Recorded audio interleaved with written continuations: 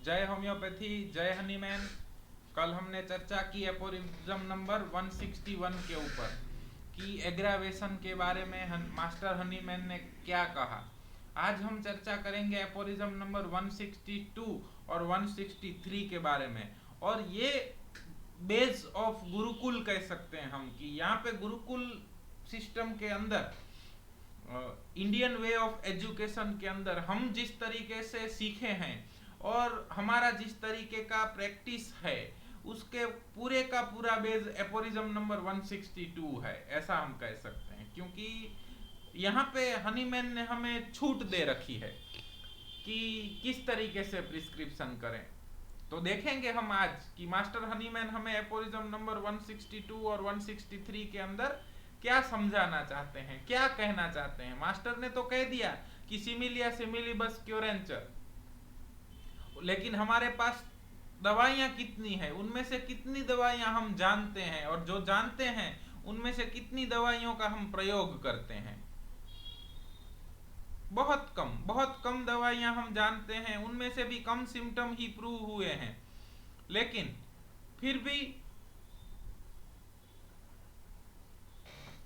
हमें किस तरीके से प्रैक्टिस करनी चाहिए। दिन ब दिन डिसीज एक्सप्रेशन की, रोगों की संख्या बढ़ती जा रही है, हर रोज नए नए रोग आते जा रहे हैं। फिर भी होम्योपैथी में हमारे पास दवाइयां तो उतनी की उतनी ही हैं। तो किस तरीके से, कैसे इतने सारे पेशेंटों के अंदर किस तरीके से उन्हीं दवाइयों से हमें रिजल्ट मिलता है, किस तरीके से हम बहुत सीमित ज्ञान के आधार पर भी बहुत अच्छा प्रैक्टिस कर सकते हैं और ज्यादा से ज्यादा लोगों को हम होम्योपैथी के द्वारा रिस्टोर कर सकते हैं। उन सब सवालों का जवाब आज के एपोरिज्म में। हर व्याख्यान की शुरुआत हम एक अच्छे दोहे के साथ करते हैं। तो आज का दोहा, कबीर लहरी समंद की मोती बिखरे आई, बगुला भेद न जानई, हंसा चुनी चुनी खाई। अर्थात कबीर साहब कहते हैं कि समुद्र की लहर में मोती आकर बिखर गए, बगुला उनका भेद नहीं जानता, परंतु हंस उन्हें चुन चुन कर खा रहा है। इसका अर्थ यह है कि किसी भी वस्तु का महत्व जानकार ही जानता है।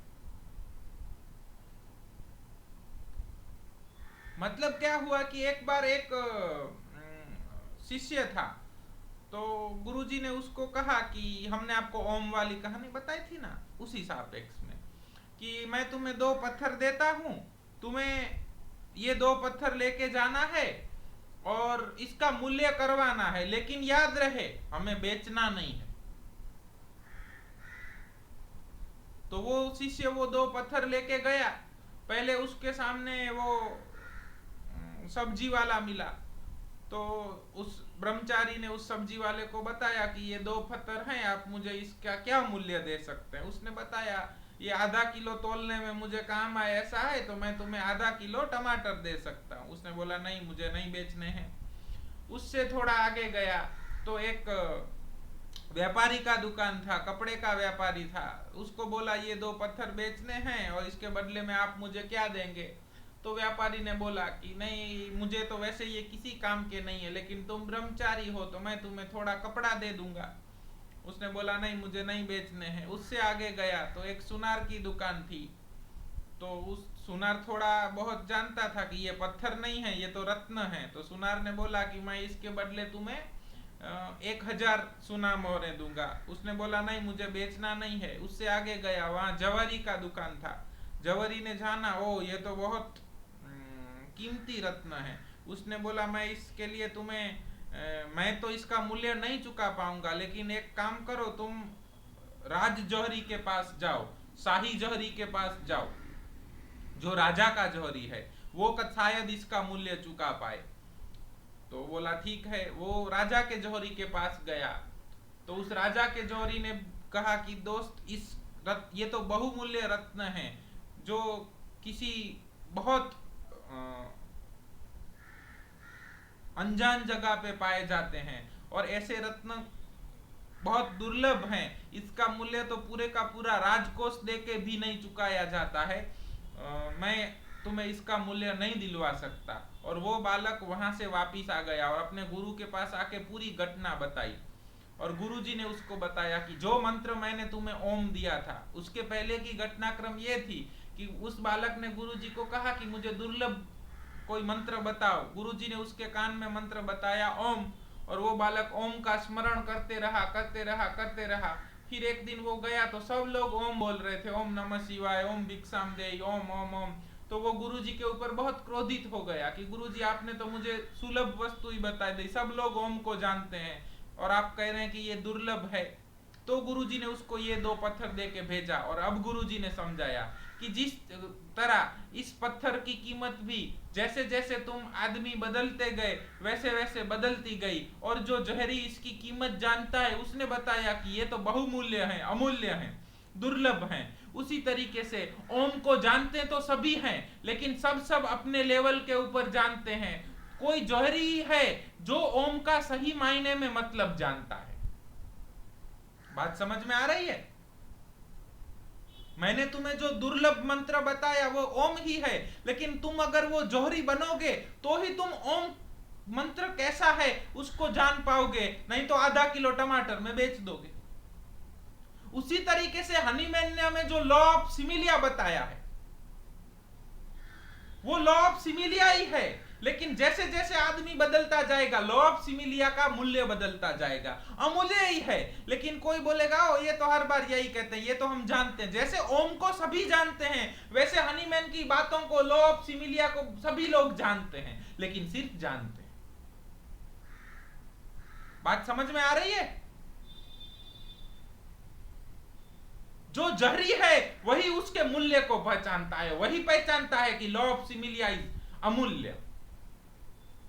बाकी कोई बताएगा ओ लॉ ऑफ सिमिलिया ये तो यही है, इसके लिए आधा किलो टमाटर में आ जाएगा, किसी के लिए थोड़ा कपड़ा होगा, किसी के लिए 1000 सुनाम और होगी, बोला बहुत कुछ।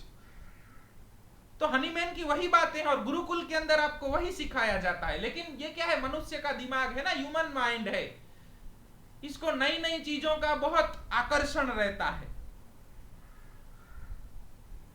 नई चीजें जानने से अच्छा है जो चीजें आप जानते हैं उन्हीं चीजों के ऊपर आप प्रैक्टिस कीजिए। क्या कहना चाहते हैं मास्टर हनीमैन एपोरिज्म नंबर 162 के अंदर? देखते हैं aphorism number 162। It sometimes happen owing to the moderate number of medicine yet none with respect to their true pure action, that but a portion of the symptom of the disease under treatment is to be met with the least of the symptom of the most appropriate medicine.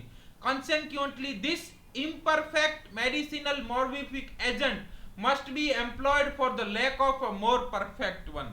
अर्थात master Hahnemann क्या कहते हैं कि हम तो बहुत कम substance को हमने प्रूव किया है। कितनी दवाइयां हैं होम्योपैथी के अंदर?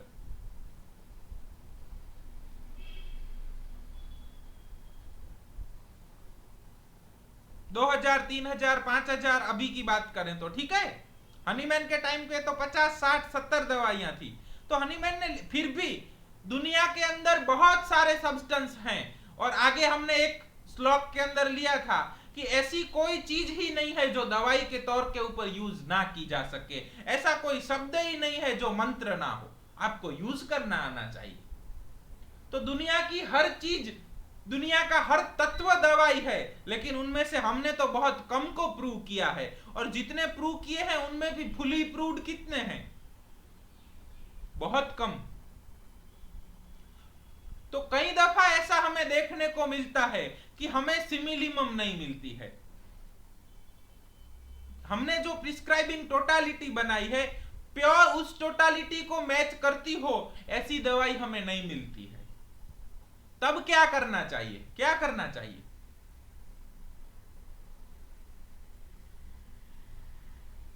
कहिए, आप 4-5 लोग हैं ना? हाँ, लेकिन क्या कौन सी देंगे? पॉलीक्रेस्ट देंगे, लेकिन कौन सी देंगे?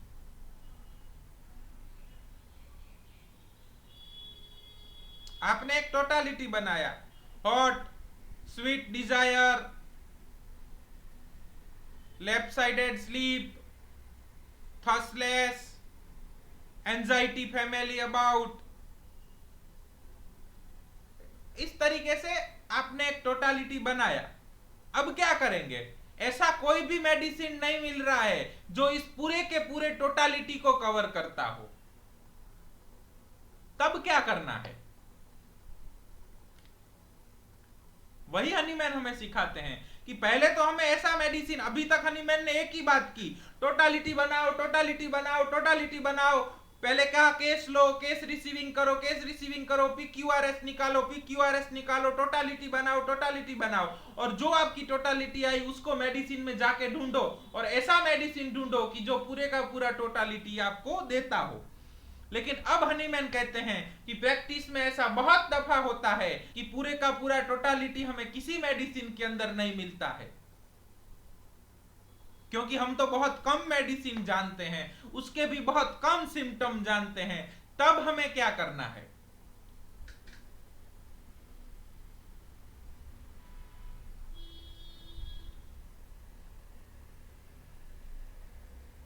और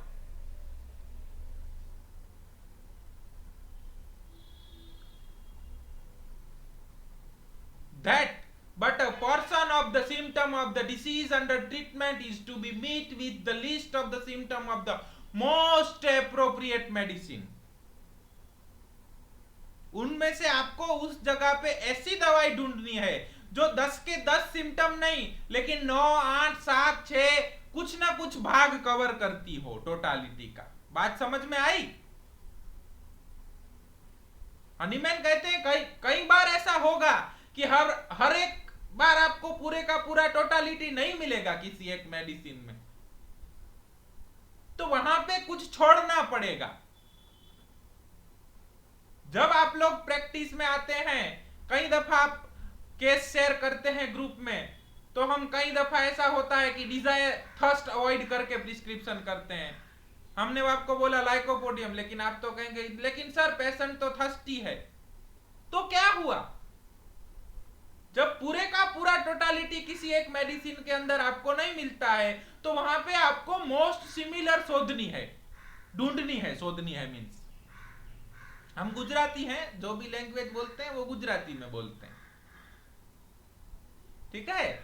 तो उस जगह पे हम 100% टोटालिटी किसी दवाई में नहीं मिलती है, तो 90%, 80%, 70%, 60% सबसे सिमिलिमम जो दवाई मिले, जिस दवाई के अंदर इतनी टोटालिटी मिले, वो दवाई प्रिस्क्राइब करनी है। तो काफी बार ऐसा होगा कि थर्स्ट अवॉइड करके प्रिस्क्रिप्शन होंगे, स्लीप पोजीशन अवॉइड करके प्रिस्क्रिप्शन होते हैं, थर्मल अवॉइड करके भी होते हैं, साइड अफिनिटी अवॉइड करके भी होते हैं। कब कब क्या अवॉइड करना है वो प्रैक्टिस के दौरान ही सीखना है। लेकिन ऐसा नहीं करना है कि हमें लाइकोपोडियम ही प्रिस्क्राइब करनी है इसीलिए साइड अवॉइड कर दिया। नहीं, अगर हमें दूसरा मेडिसिन मिलता है जो पूरे का पूरा टोटालिटी कवर कर रहा है, तो वो प्रिस्क्राइब करना है, तो कुछ अवॉइड नहीं करना है। बात समझ में आ रही है?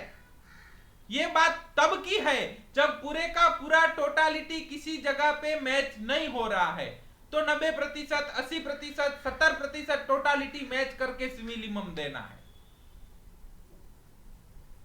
क्यों? क्योंकि हमारा मटेरिया का नॉलेज बहुत कम है, हम बहुत कम दवाइयां जानते हैं, उसमें भी कम सिम्टम जानते हैं। हनीमैन कहते हैं कोई बात नहीं दोस्त, बच्चों कोई बात नहीं, होम्योपैथी मैंने आप जैसे लोगों के लिए ही दिया है कि जिसका उद्देश्य रिस्टोर करना है, restore the sick to health करना है। चाहे वो 5 दवाइयां क्यों न जानता हो, लेकिन वो रिस्टोर कर पाएगा, क्योंकि होम्योपैथी है वो फिलोसॉफिकल बैकग्राउंड। इसमें इंफॉर्मेशन का वैल्यू नहीं है, इसमें नॉलेज का वैल्यू है।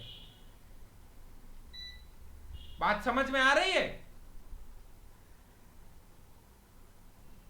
आप जितना जानते हैं उनमें से आपको सबसे नजदीकी दवाई प्रिस्क्राइब करना है, और गुरुकुल में आपको यही हम बता रहे हैं। जितने भी केसेस देखेंगे आप, बहुत कम सिम्टम के अंदर प्रिस्क्रिप्शन होते हैं। काफी दफा ऐसा होता है कि सल्फर प्रिस्क्राइब किया, लेकिन सर पेशेंट तो थर्स्टलेस है। कोई बात नहीं,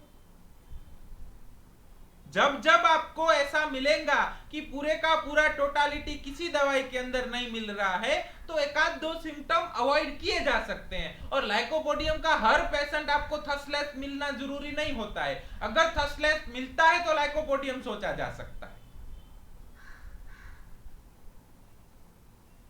बात क्लियर हो रही है? जिसको आप पार्शियल सिमिलिमम भी बोल सकते हैं,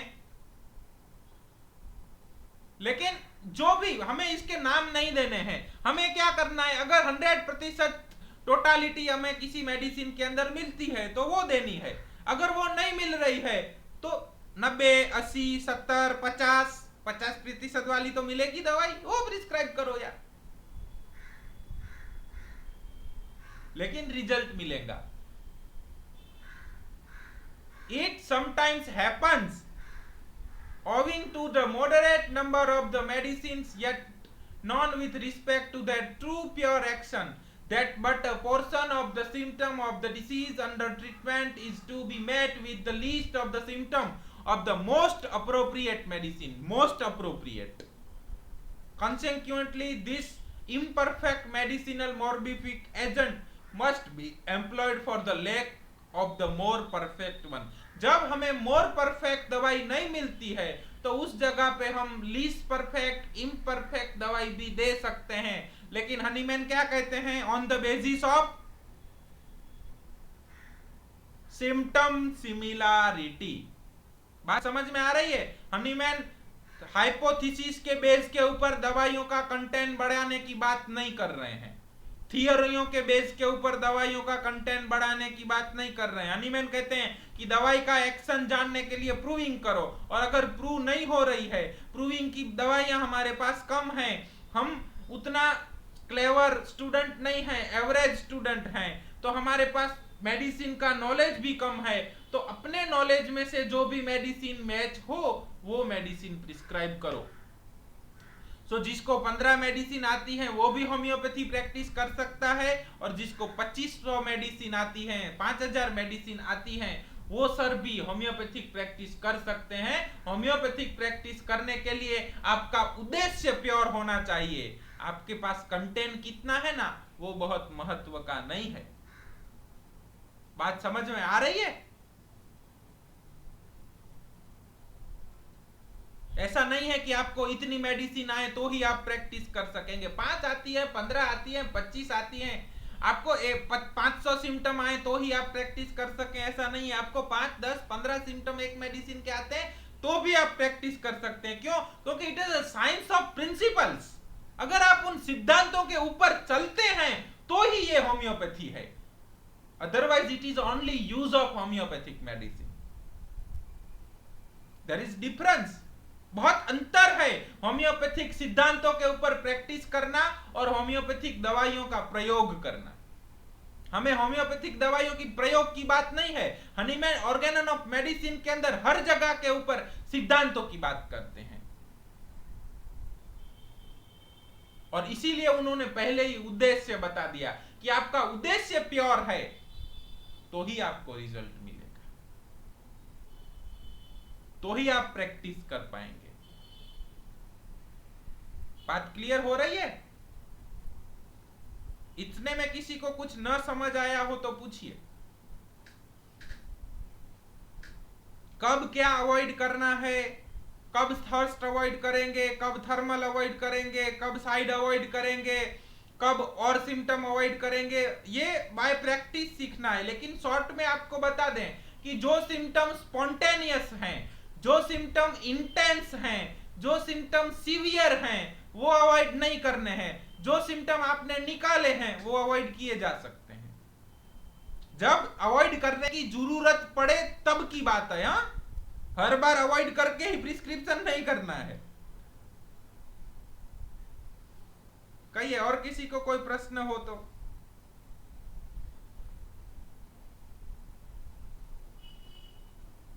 क्लियर? एपोरिज्म नंबर 162 क्लियर हो गया। हमारा पूरा प्रैक्टिस इसके ऊपर ही बेस है। ज्यादातर पॉलीक्रेस्ट मेडिसिन ही प्रिस्क्राइब होती हैं।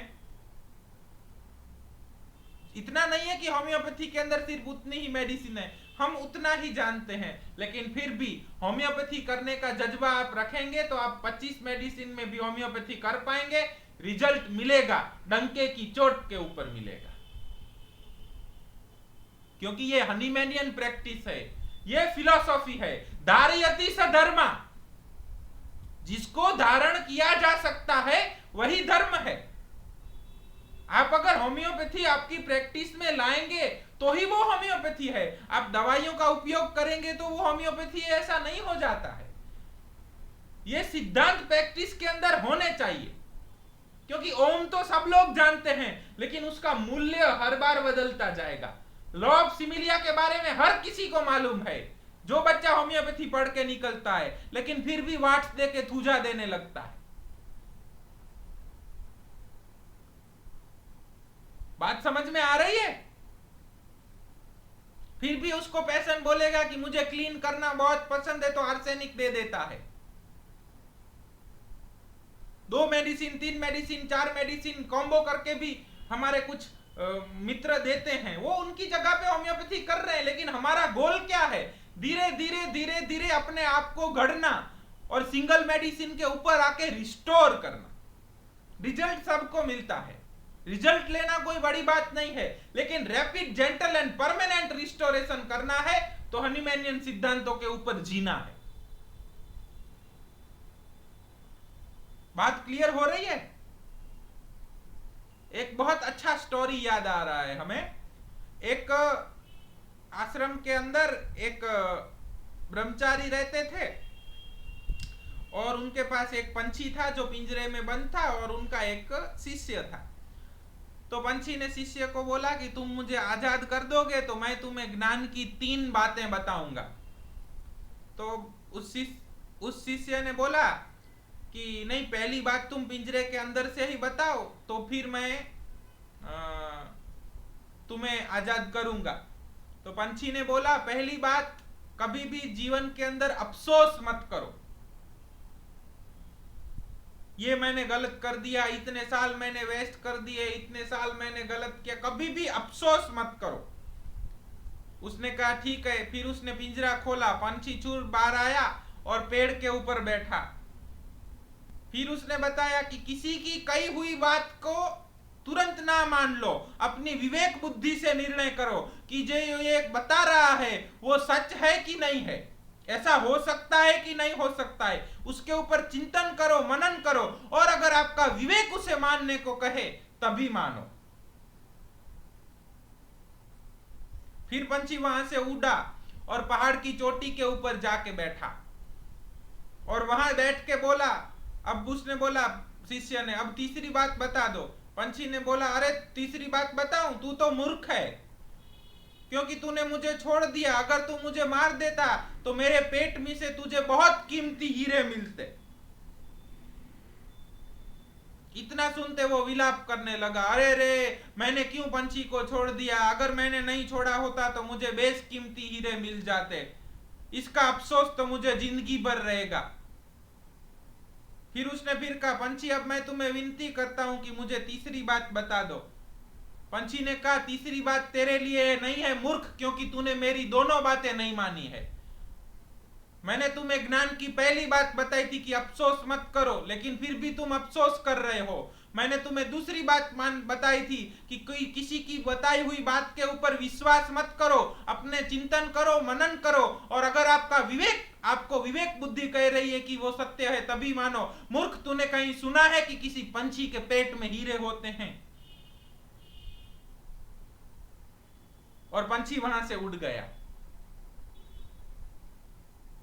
तो ये फिलॉसफी है। इसको अगर आप जीवन में नहीं लाते हैं, प्रैक्टिस में नहीं लाते हैं, सिर्फ जानकारी में लाते हैं, तो इसका कोई मतलब नहीं है।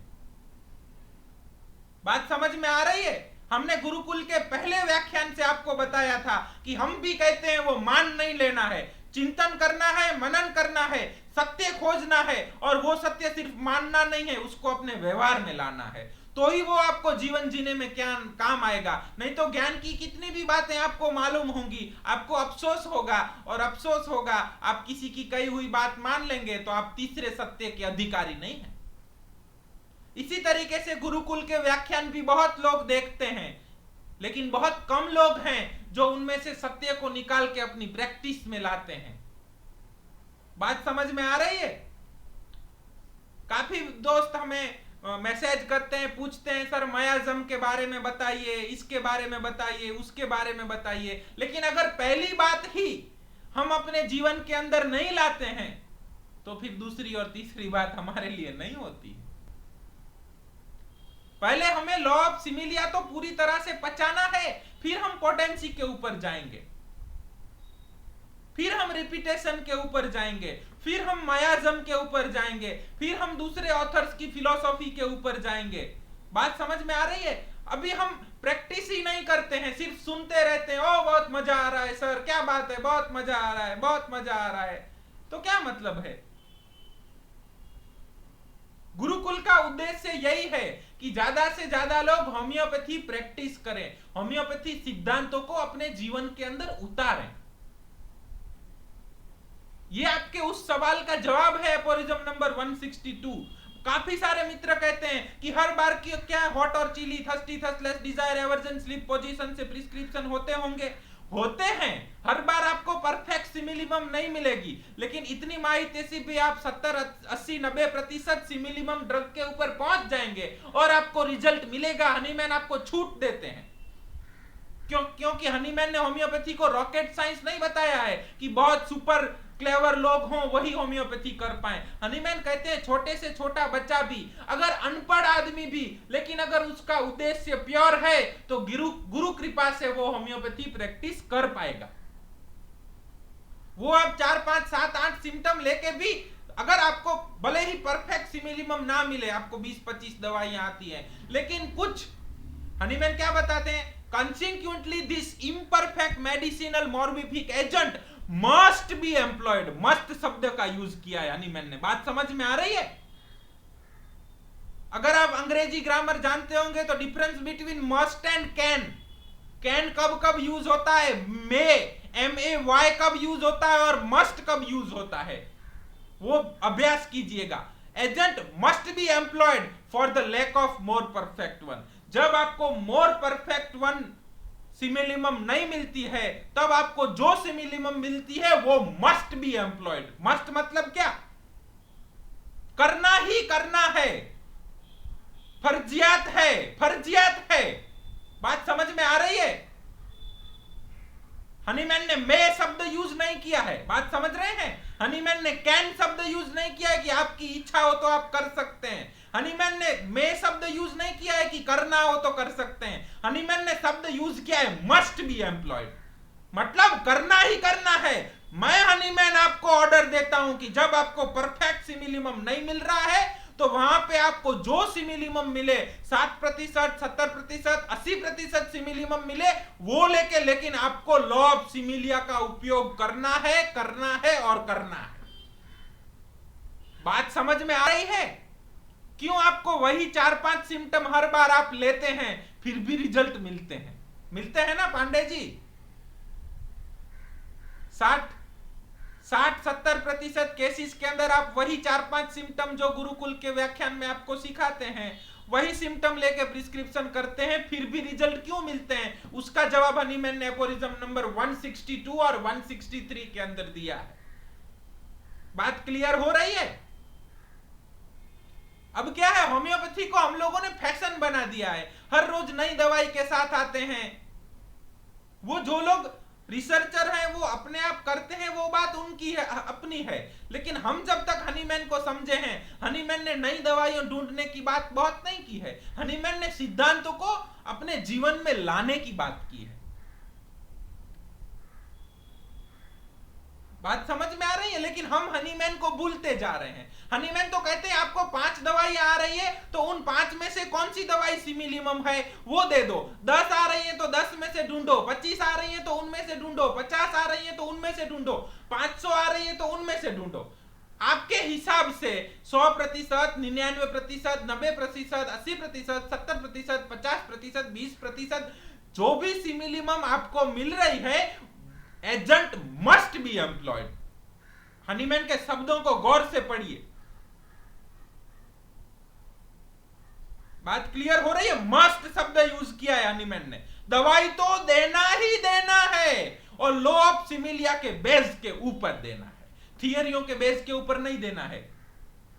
हनीमैन ने कहीं भी अभी तक नहीं लिखा है कि ये दवाई फलानी फैमिली में से आई है तो इस तरीके के रोग में वो दवाई दी जानी चाहिए।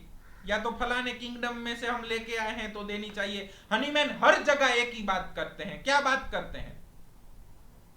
Symptom, symptom and symptom. बात समझ में आ रही है? हनीमैन नहीं कहते हैं कि अगर ये दवाई है ना वो ऐसी है, इसके पीछे का ये माइथोलॉजिकल स्टोरी है, तो ये दवाई इस पेशेंट में दे दो। नो, हनीमैन एक ही बात कहते हैं, प्रूव करो। प्रूविंग के दौरान जो सिम्टम आए हैं वैसे ही सिम्टम हमें जब डिसीज के दौरान मिलते हैं तब वो दवाई एम्प्लॉय की जानी चाहिए। अगर हमें 100% सिमिलर दवाई नहीं मिलती है तो कोई बात नहीं, हनीमैन हमको खुली छूट देते हैं। लेकिन कब? जब हमें परफेक्ट दवाई नहीं मिल रही है तब हमें प्रिजुडिस होके नहीं बैठ जाना है कि इसको तो मेरे को लेकेसिस देना ही देना है, इसीलिए अब मैं सब कुछ अवॉइड कर दूंगा, 2-3 सिम्टम अवॉइड करने पड़े तो कर दूंगा लेकिन लेकेसिस ही दूंगा। ऐसा नहीं करना है। बात समझ में आ रही है? जो टोटालिटी मिली उस टोटालिटी को 100% सेम, मतलब वो टोटालिटी पूरे का पूरा मिले वैसी कोई दवाई नहीं है। तो उसमें से 1-2 सिम्टम ना मैच होते हो वैसी दवाई भी प्रिस्क्राइब की जा सकती है। और क्यों, कैसे? Must consequently this imperfect medicinal morbific agent must be employed for the lack of more perfect one। जब हमारे पास more perfect one नहीं है तो वहां पे हम imperfect दवाई भी प्रिस्क्राइब कर सकते हैं, लेकिन लॉ ऑफ सिमिलिया के बेस के ऊपर। बात क्लियर हो रही है? हमारे पास मेंटल सिम्टम नहीं है तो फिजिकल के ऊपर, जनरल नहीं है तो पर्टिकुलर के ऊपर, कॉजेशन नहीं है तो डिस्चार्ज के ऊपर, डिस्चार्ज नहीं है तो कैरेक्टर के ऊपर, कैरेक्टर नहीं है तो मोडालिटी के ऊपर, मोडालिटी नहीं है तो कॉन्कोमिटेंट के ऊपर, कुछ भी घर करके टोटालिटी बनाना है। और टोटालिटी बना के परफेक्ट वन ढूंढना है। लेकिन कभी कभार हमें परफेक्ट वन नहीं मिलता है तो वहां पे हमें हनीमैन ने छूट दे रखी है कि सिमिलिमम दीजिए, जो ज्यादा उसके नजदीक के नजदीक जाके दीजिए। जब आपको भूख लगी है तो जरूरी नहीं है कि गेहूं का रोटी ही खाना, ज्वार मिलता है तो ज्वार का खाओ, बाजरा मिलता है तो बाजरे का खाओ, रागी मिलता है तो रागी का खाओ। बात समझ में आ रही है? हनीमैन कहते हैं कुछ भी खाने लायक खाओ लेकिन भूख मिटनी चाहिए। क्लियर हो रहे हैं? हनीमैन कह रहे हैं उसको हमें रिस्टोर करना है। मोर सिमिलिमम परफेक्ट वन मिले तो उससे करो, नहीं मिलती है तो इम्परफेक्ट वन, उसका 1-2 सिम्टम छोड़ के जो परफेक्ट दिख रही है उसको ले लो। लेकिन प्रिस्क्राइब तो करो करो और करो, बातें मत करो, काम करो। लेकिन हम लोग क्या करते हैं? बस सेमिनार करते हैं, बातें करते हैं, डिस्कशन करते हैं और एक दूसरे के साथ लड़ते रहते हैं। मैं सच्चा, वो कहेगा मैं सच्चा। हनीमैन कहते हैं दोनों सच्चे यार, प्रिस्क्राइब करो। पूरी मैनकाइंड है वो डिसीज्ड है, उसको रिस्टोर करो। बात क्लियर हुई? बात समझ में आ गई? तो बढ़े आगे एपोरिज्म नंबर 163 के ऊपर। 162 के अंदर किसी को कुछ प्रश्न हो तो पूछिए।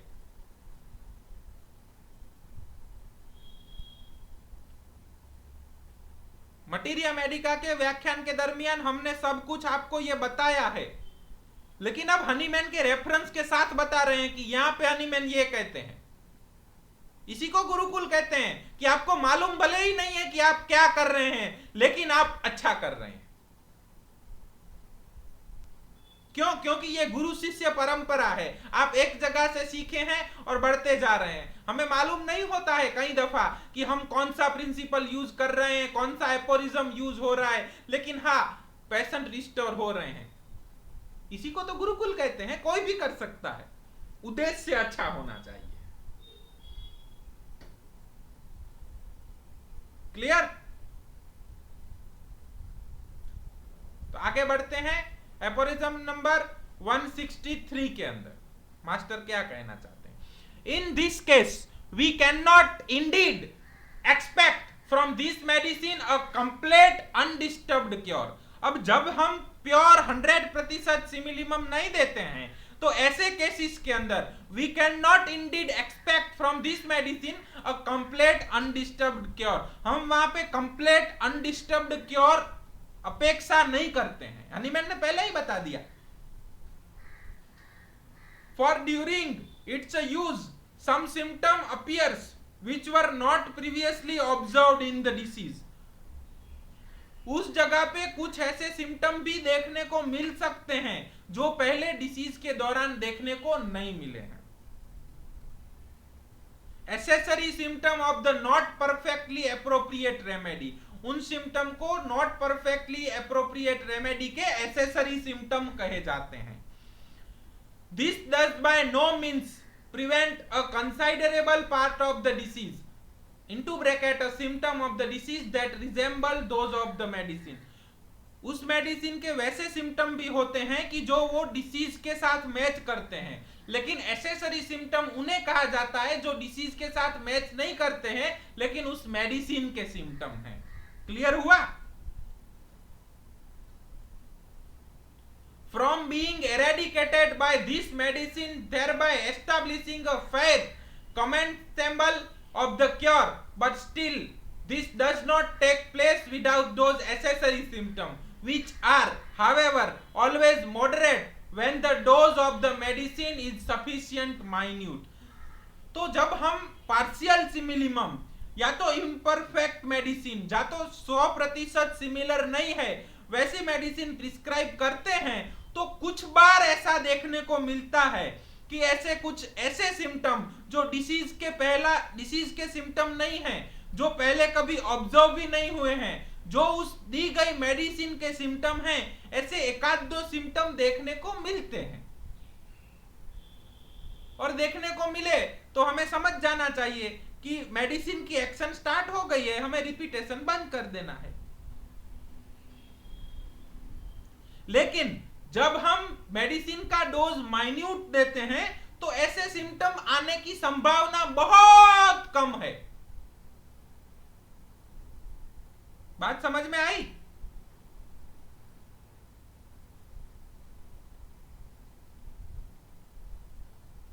लेकिन हनीमैन बताते हैं कि एसेसरी सिम्टम एकाध दो हमें शायद देखने को मिलेंगे, फिर भी क्योर तो मिलेगा। अनडिस्टर्ब्ड नहीं मिलेगा, डिस्टर्ब्ड मिलेगा, लेकिन क्योर तो मिलेगा। बात समझ में आ रही है? पेशेंट रिस्टोर तो होगा।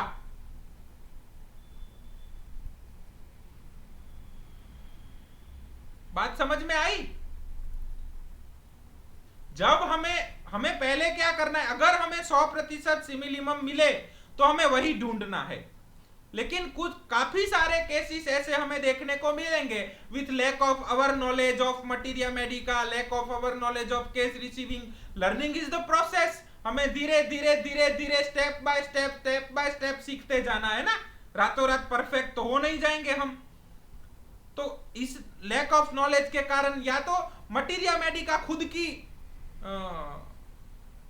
पॉइंट है, लैकिंग है कि सारे बहुत कम दवाइयां हैं हमारे पास, तो उसके कारण हमें परफेक्ट सिमिलिमम नहीं मिलती है। Perfect similimum is equal to undisturbed cure. लेकिन हम इम्परफेक्ट सिमिलिमम देते हैं, पार्शियल सिमिलिमम देते हैं, तो कभी कभार हमें डिस्टर्ब्ड क्योर देखने को मिलता है। हनीमैन कहते हैं जरूरी नहीं है कि हर बार आपने अगर 90% या 80% सिमिलिमम दी तो डिस्टर्ब क्योर ही मिलेगा, नहीं, उसमें भी अनडिस्टर्ब मिलता है। लेकिन कभी कभार हजारों केसों में से कभी एकाध 2 3 4 बार हमें उसमें एसेसरी सिम्टम देखने को मिलते हैं। लेकिन अगर हम वो भी डोज माइन्यूट कर देते हैं तो हजारों लाखों केसेस के अंदर एकाध 2 केस के अंदर हमें डिस्टर्ब्ड क्योर मिलेगा। बाकी 999 केसों के अंदर हमें अनडिस्टर्ब्ड क्योर ही मिलेगा। बात क्लियर हो रही है? लेकिन हनीमैन क्या कहते हैं, यू मस्ट प्रिस्क्राइब। दवाई तो देनी ही चाहिए, टोटालिटी के बेस के ऊपर ही देनी चाहिए। 100% वाली मिले तो वह हो, न मिले तो 90 वाली, 80 वाली, 70 वाली, 20 वाली, अरे 10 वाली, कुछ नहीं मिल रहा है तो 1% सिमिलर वाली, वो नहीं मिल रहा है तो 0.01% सिमिलिमम भी देनी चाहिए। लेकिन दवाई देनी चाहिए, क्योंकि जब युद्ध चल रहा हो ना, तो हर एक को युद्ध करना चाहिए। रामायण के अंदर हमने सुना है ना, गिलहरी वाला प्रसंग सुना है आपने? जब राम सेतु बन रहा था तो एक गिलहरी थी, वो जाती मिट्टी के अंदर लेटती और फिर यहां आके मिट्टी को ऐसे ऐसे रख देती सेतु के ऊपर। तो उसके ऊपर कई सारे लोग बंदर वगैरह थे, उन्होंने पूछा कि गिलहरी तेरी इतनी मिट्टी से राम सेतु थोड़ी बन जाएगा। तब गिलहरी ने बहुत अच्छी बात कही, मेरे से जो हो पाता है वो मैं कर रही हूं। इस राम सेतु के अंदर इतना योगदान मैं गिलहरी दे सकती हूं। तो उसी तरीके से होम्योपैथिक सिद्धांतों के ऊपर रह के हमें जितना हो सके प्रयत्न करना है सॉरी, कि हमें सिमिलिमम मिले, द परफेक्ट वन मिले। लेकिन वो नहीं मिलती है तो हमसे जितना बन सकता है हमें अपना पूरा 100% दे देना है, बस। क्लियर हो गया? हनीमैन यहाँ पे हमें सिद्धांतों की बात ही सिखाते हैं, दवाइयों की बात नहीं सिखा रहे हैं। लेकिन ये दोनों बातें जीवन में उतरनी चाहिए। उस शिष्य के मुताबिक नहीं करना है जिसको पंछी ने 2 ज्ञान की बातें बताई थी। जो ज्ञान की बातें परम कृपालु परमात्मा की कृपा से आप तक पहुंच रही हैं, हम तो केवल डाकिया हैं, आप तक पहुंचा रहे हैं, लेकिन वो आपको जीवन में उतारनी है। साथ साथ आपको फिलोसॉफिकल टीचिंग भी मिला, जीवन में कभी अफसोस नहीं करना है, क्योंकि पास्ट को हम चेंज नहीं कर सकते। हमारे एक मित्र हैं, वो अभी अभी गुरुकुल के साथ जुड़े हैं और अच्छे प्रिस्क्रिप्शन कर रहे हैं, तो वो बोल रहे थे कि 17 साल मैंने बिगाड़ दिए ऐसे, पहले क्यों इस तरीके से प्रिस्क्रिप्शन करना नहीं सीखा। हमें अफसोस नहीं करना है, जब से जगे तब से सुबह है, वो हम चेंज नहीं कर सकते। हमारे डेस्टिनी के अनुसार हमें जो मिला, लेकिन अब हमें डट के सिद्धांतों को जीवन के अंदर अप्लाई करना है। अब हमें इधर उधर नहीं भागना है, हमारा पूर्ण समर्पण सत्य की तरफ होना चाहिए। प्रश्न है तो पूछिए,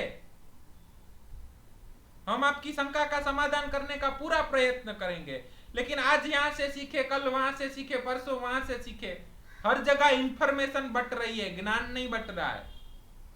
वो आप सिर्फ इंफॉर्मेशन इकट्ठा करेंगे, ज्ञान नहीं। ज्ञान को अर्जित किया जा सकता है, सीखा नहीं जा सकता है। बात समझ में आ रही है? सो अफसोस नहीं करना है। कर्मों के अनुसार, हमारे भाग्य के अनुसार हमें जब जो मिलने वाला था वो मिला, अब इसके ऊपर हम कितना अच्छा कर सकें वो लेके जाना है। दूसरी बात, हम भी आपको जो बताएं उसके ऊपर आंखों मूंद करके विश्वास नहीं कर लेना है। विवेक बुद्धि से सोचना है, चिंतन करना है, मनन करना है, और उसके बाद आपको जो सत्य लगे वही स्वीकारना है। होप आपको कुछ सीखने को मिला होगा। जय होम्योपैथी, जय हनीमैन। किसी को कोई प्रश्न है तो पूछिए।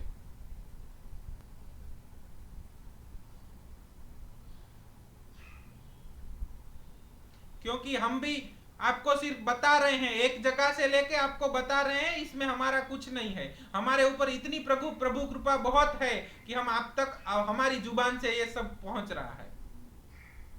हमारा कुछ नहीं है इसमें, ना ही हमने कोई अर्जित किया है, ये सब मास्टरों का दिया हुआ और प्रभु का ज्ञान है। हम केवल डाकिये की तरह चिट्ठी आप तक पहुंचा रहे हैं।